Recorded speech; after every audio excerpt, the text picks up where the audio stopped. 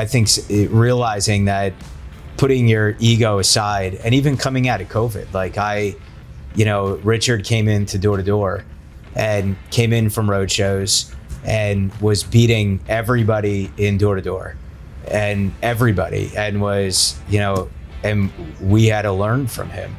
And you could either sit there and look at it and say, hey, I got to figure it out on my own, or, whatever, or you can look at it and say, I got to put my ego aside and be a student. And I think the most fun part, the best time in anything is when you're a student and when you're growing and you're learning. So being able to put the ego aside and put yourself back in student mode and learn is the most exciting times. There's always something to learn. There's always somebody out there that's better than you, and there's always somebody that is doing something better. And how aggressive you are at realizing that and learning from that. You find this person's doing, more production than you, how quick you're on a plane to go visit them and see what they're doing differently. Like we were speaking with Luna before, who's a brand new owner, and, she's obsessed with who's on top and learning from them and being a student to them, setting up Zooms with them, and eventually she's going to get there. If I think about all the times that a problem got worse, it was because there wasn't communication happening. A problem gets better with communication. So I think for new business owners, when I was growing up, it was cool to wait to text someone back. They text you, you wait 20 minutes. It's like this weird game of I'm too busy. And I learned quickly, it's how fast can you respond is actually the game that we're in. And that is the real flex. That is the real flex. And so when I see business owners that don't reply to emails, they don't call people back, they don't reply to text messages, or they miss calls and they don't explain why, that is a really bad sign. Because if a person's a great communicator, even if they're struggling, they're gonna find the solution because they're communicating with people, they're sending emails, they're asking questions. So usually early on when you meet someone, you can kind of see those signs, and even when you meet new business owners, when you see how fast they are communicating, you just know, even if they're not off the ground yet, they're gonna get there. And then you see owners that might be doing good, but they're terrible communicators. And you can kind of see if they don't fix that habit, that's eventually gonna come back to them. And I think even ego connects to that. Because sometimes people think, I don't need to be on calls, or I don't need to respond to these people because I'm here. And nobody's any cooler than anybody just because your sales are up or you have money. So yeah, communication for sure. And I think ego is the worst for sure because it's like blinding. So you really don't know you have it. And so therefore you never ask. But I think if you can tie with a bad ego, with a non-communicator and a person that spends a lot of money unnecessarily, that's going to be a really short career. I think the other one is just comfortability and being satisfied. I think you just got to keep, like Ken mentioned, you got to be a student and keep seeking out information and seeing, who's doing better and getting the information you need to move your business forward. So a lot of times people will make it to a certain milestone and get comfortable. They think, they arrive and they're happy with where they're at, instead of, looking what else can I do to better myself and better my business, and not be satisfied with where I'm at. So celebrate those wins for a little bit and then keep moving forward, because there's more to accomplish. I think for me, that was what kept me at a certain level for a long time when I first started my business. I'll wait until I hit that goal, and then I spent 6-7 months, celebrating it because I arrived to this, whatever it is, whatever goal that I hit. But now Was it fun? Was it fun at least? It was definitely fun. Oh, okay. But looking back at it, there was time wasted, like those 6 months, celebrating, instead of looking at it like, hey, I achieved this goal, let me set the next goal and, go back at it. To now, if I set a goal, if I'm close to hitting it, I change my goal right away. So that way, mentally, I didn't hit it. So I keep being, in the stage of grinding and learning and, getting better, instead of just celebrating the one goal that I hit when there's more to achieve. There's not one person sitting here that I legitimately thought they would be making what they're making right now. Not even close. No. So it's and then so when you get into this position, you're looking around can I celebrate? And you want to kind of have a moment, but when you're around people that are so driven and you see the pitfalls of someone that like Lamine said, that maybe, falls too much in love with their past accomplishment and they patting themselves in the back for a little too long, they get passed or they start going backwards. So it's kind of like you have to train your brain just like another habit to, even when things go well, you're immediately thinking about the negatives. And it's a little torturous sometimes because you do want to like go, hey, we're doing pretty good. But when you really hang out with people that are really successful, they think it, but they don't allow it to become how their actions play out. It's like, okay, we're doing good. This is pretty crazy. I'm doing this for my family. I'm doing this for people I love. But you kind of have to remember, wait a second, the way I got to this position was by being fear of loss, by being, having crazy work ethic, being competitive. So you have to train yourself, no matter how successful you get compared to where you were, you have to pretend like you're new and you still have to have the hunger, the chip on your shoulder. So, and when that becomes a habit, it's like, then it just happens on autopilot. And it's like, you don't even think, you just wake up and you're like, yeah, we have to crush it. Somebody said it's like a sport. You said there's 3 different types of animals. I don't know what the analogy you used, but You liked it, huh? it was a good one. Yeah. There were animals in the analogy? You're trying to compliment my analogies, man? I think consistency comes from basically avoiding mistakes. Like if you think about a quarterback who plays football, they just throw the ball in the spot where it can't get intercepted more often. And to me, like if you're looking at a business owner and you're saying, okay, what makes them consistent?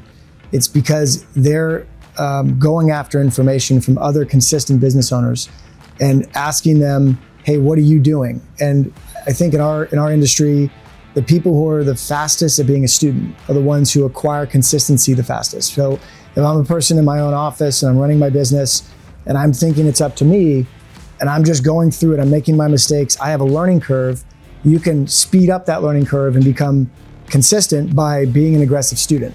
Where a lot of people, they're either embarrassed, like there was times in my career where I was embarrassed, too prideful to look at the stats of my business and say, this is an area that I suck in, and just saying, I'll just figure it out. And I think that's like the death of an entrepreneur, the death of a business person in whatever industry they're in. If they don't face their weaknesses and then go after who has the strength in that area, then they're gonna continue to stay on that path. So to me, the most consistent performers in business are the most consistent students. Those two things go hand in hand. What I can't expect is to become consistent if I'm a really inconsistent person in life. So I would focus on all the areas in life that I'm already consistent in and make sure I am, so that when I add a new thing, of course there's ups and downs learning new skills, but eventually it kind of lines up and it becomes a part of my life because everything else is consistent. But I always focus on other areas in life that people are already consistent in because they have the confidence that they've been working on that for so long. And they have to borrow some of that confidence for the new skill. Consistency to me is like, it seems a little boring in a way, but sometimes that's what makes people inconsistent because they're trying to find new exciting things to do. When consistency is doing the same thing day in and day out, having systems that you use to rely on to get the same results day in and day out. And sometimes when people network, like Van said about being consistent, when they get, given an answer, they try it for, 5 days a week or whatever, and, they give up because it's not working right away. So you have to do the same thing for about, 21 days to a month or whatever to become better at it. So it becomes, kind of like muscle memory. I think you could too surround yourself with people that are consistent and learn from them. So if I recognize that, I'm not a consistent person, I got to go, spend time with people that are more consistent than I am. And the longer I spend with them, the more of what they do every day is going to rub off on me. And, again, you have access to however many of those people or whoever you need access to in this industry to learn from and be willing to make the adjustments to yourself. So if somebody's not willing to make the adjustments to themselves, then, it's not going to matter. So it would be like being able to, the example all the time, being able to pick like your roommate at college. And, if I know I struggle with my diet, would I, Is it better for me to be rooming with somebody on the weekends that eats pizza and eats whatever, and that's what I'm associating with? Or is it better to be rooming with somebody that they follow a strict diet every single day, they don't break from it, and if I'm around that person every day, like I'm a bad influence on my wife's diet on the weekends, and she'll stick with it, and then I'm like, come on, let's order something. She's like, I don't really want to order something, and I'm like, come on, it's Saturday night, let's eat pizza. I am the inconsistency of her diet. But if it was the opposite, to where you were around somebody who's consistent, you'd be more consistent. I'm consistent at eating ice cream every night. If I lived with Richard, I would be eating ice cream every night, because he would be eating. It would be like, great. Come on, Ken, and I'd be like, okay. Come on, Ken, it's dessert. It's not that bad. It's dairy. It's good for you. It's there. It's good for you. Protein. Well, I think especially with this group, just they're great human beings, and so when I look back at working with these guys, I'm lucky because 30 years ago, not that there was bad people, but there just wasn't as many great examples of people that you can count on. If I need something, honestly, I know anybody in this group would be there in a heartbeat for me, and that's a really important feeling, knowing that people have your back and are loyal, and even when you screw up and make a mistake, because you're not going to be perfect all the time. So yeah, this group has been amazing to work with. Van came to my kids' play. Yes, Their Christmas play. I did. That's true. I've been visiting Ken. I make an annual trip to New Jersey, and every year I visit, I get like kind of closer with him and his family. And this year I was literally at his children's Christmas play, and one of his wife's friends thought that I was the dad of his kids. Now, Landon. How did that feel, Van? It was good. It was like I could step in and take over. Landon walked over and said, "This is my dad." And then one of the other mothers was like, "Oh, Jess, this is your husband?" And then Jess goes, "No, that's my husband." And she goes, "Oh." I don't know if that happened exactly, but yeah, I think so. That first, it's like you want to be able to prove you can compete or perform at the level from the people that are mentoring you. And then when you get to that point consistently, then you get to enjoy it more or have more fun and do things that are outside of business. But we have a good time. I mean, we all work hard, but we try to keep each other laughing and keeping the jokes going as much as we can. Sometimes it's difficult to hang out because we all live in different cities, or maybe I think a few of them are here a little local, but so the last trip we went to a book club trip in Park City, Utah. Went snowmobiling it was like 3-hour snowmobiling trip, and it was a great retreat. And so I convinced Ken to come and bring his wife, because everybody brings their wife and their spouse if they have a spouse. And so it was pretty cool because, we're trying to get really together so we can learn from each other. So have fun, but then also like if we can invite Ken, who's, doing the biggest job right now, and he can be there with us and we can build a relationship. It was really good. And so then our next one, we're doing it in San Diego, which is so that I can get around Van.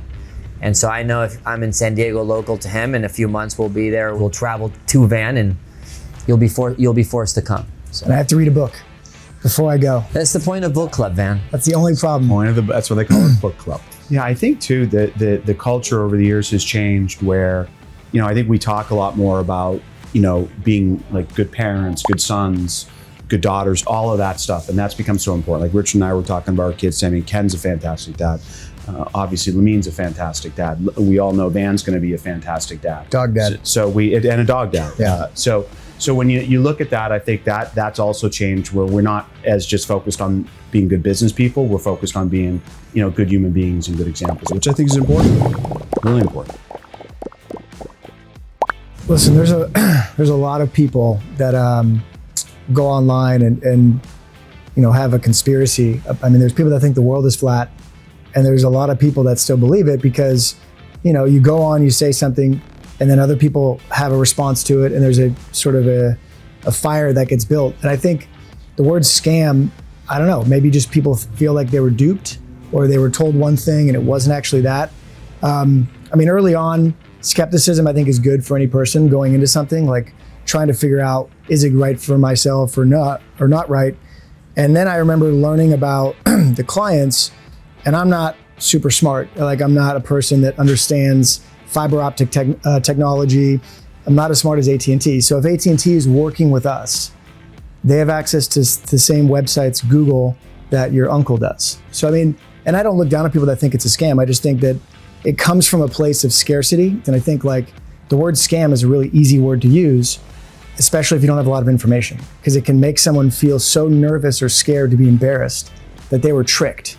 So again, I don't try to be insulting to people, but I'm like, you know, who do you talk to? Like, and again, my mom too, she's like, hey, be careful. But I think after the success, it's not really debatable. And I think the business world has changed too, where you look at this generation, the idea of going to work for IBM for 45 or 50 or till you're 71 or 72 years old.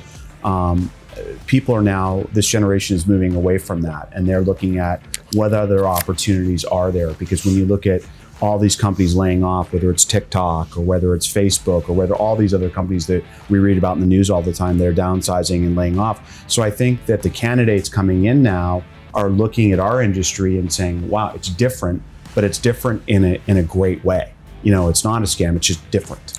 Yeah. I think also it's a gateway word to where instead of somebody looking inward to where like, hey, I have to adjust and I have to change X, Y, and Z to become successful in this type of business. It's easy to say, blaming it on, you know, giving up and just saying this is a scam or whatever, because they're not willing to change. Like Richard said earlier, you know, you grow as a person and you have to change things about yourself to keep growing and become, you know, the successful person you want to be in business. So it's not just comfortably being who you are and just, you know, relaxing and you're going to get all this return basically. So you have to change as a person yourself and, you know, grow to be a better example. So sometimes people have a hard time with that to where they're just used to doing what they want to do, to where, you know, once they fail, once they don't do it, it's easy to blame it like, oh, this is a scam. So Matt, when you started, and even 10 years or whatever after you started, the money wasn't what it is today. So like, Correct. there's probably people that when this direct sales world was being built that were putting in a lot of hours and did not feel like they got a good return. Yep. So that person might look at it and say, I feel like I got screwed over. That just hasn't been the case for, I don't know how many years now. I think people, if anything, it's like the reverse. People are probably making more money than they should in this stage. And it's not by accident, it's because where the industry's at and the clients are at. But I think that word is getting smaller and smaller and less relevant because it's so impossible to argue what's happening. Like people's lives are changing. People are buying houses, retiring their parents. Like it almost doesn't seem real. Like they answered an ad, they come in, they interview, and the only thing they got to put in is their time and sweat. And it's not a fit for everybody. So, you know, getting people, you know, moving on and doing something different is okay. You know, there's nobody says that it's not okay. It's definitely okay. But it's hard and it's not going to work for everybody. We're looking for people that are entrepreneurial, and there's so many examples of people that you can learn from, copy their habits, books that these guys suggest. You know, let what they're doing rub off on you. If somebody's willing, you know, to make the adjustments to themselves. You know, and I know we talked about it earlier. Like I definitely did not start in this business entrepreneurial. Like wasn't even thinking that way. But I saw what those people were doing, and there was examples 18 years ago of people that were making good money. They were running their own businesses, and you know, you can learn from them. And now those examples are, you know, just so much bigger and making more money, and the brands are bigger, the offers are better, you know, the clients are better. But still, like, it's not going to be a fit for everybody because, you know, they're not going to be willing to make the changes. And maybe that it's easier to leave and say, hey, it didn't work out, you know, and it's not legit or it's a scam or whatever they want to use. And that could also be sometimes, you know, too, that, you know, that person, they should have moved on to something different sooner. And they stayed too long. And it's sometimes a little bit of an aged view to what's happening right now. It's pretty hard to say that now, and you don't hear it as often because you see how the business is growing. And also I think it's where people are at, to where, you know, I went to college in Spain and I had a 4-year degree. And then by the time I was done with my advertising degree, no one, like I was in debt, or a lot of people had student loans, no one guaranteed me a job. But for some reason I was supported by everybody to go to a college, and I'm not knocking college. I think college could be fantastic, but you know, I paid 4 years and nobody guaranteed me anything. And then I actually, if I was going to go into a different field, nobody was going to give me a refund.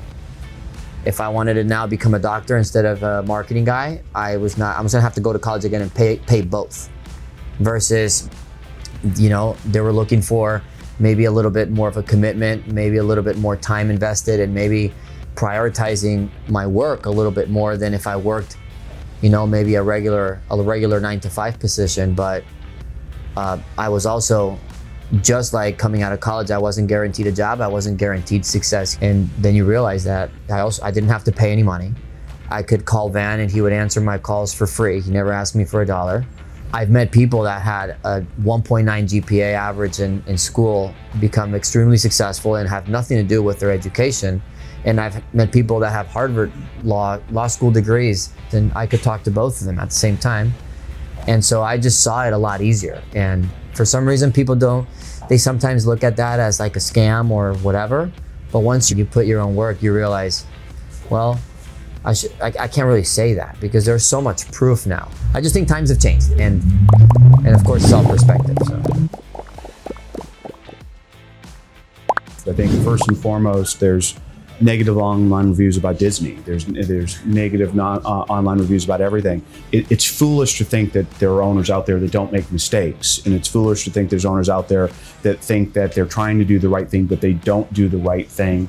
And so some of the online negatives are frankly true, and they're legitimate, and they're things that, you know, we take seriously and certainly investigate and look into. And how do we're always focused on where are our cracks, how do we make the business better? And I think some of the online negatives that we read help us identify those cracks and help us identify how do we make this better for the next generation. Because I know when I finally am done with this, what I care about is, did I leave the business in a better place than when I came in? The internet is also a powerful tool now to where it's changed a lot over the last few years. And you can find anything you want. So if you want to Google online that Amazon's the worst company in the world, you'll find someone that agrees to that. And if you Google the vice versa, you'll find somebody that agrees to that. Be humble and stay humble and be a good student. Develop better personal habit and surround yourself around people you want to be like. Network, network, network, network. Work your butt off. I would just say, believe in yourself and believe in what you can accomplish in this industry. I got a new owners meeting to kick off. Thanks, everybody. Kick it off, Matt. Thanks, guys. See ya.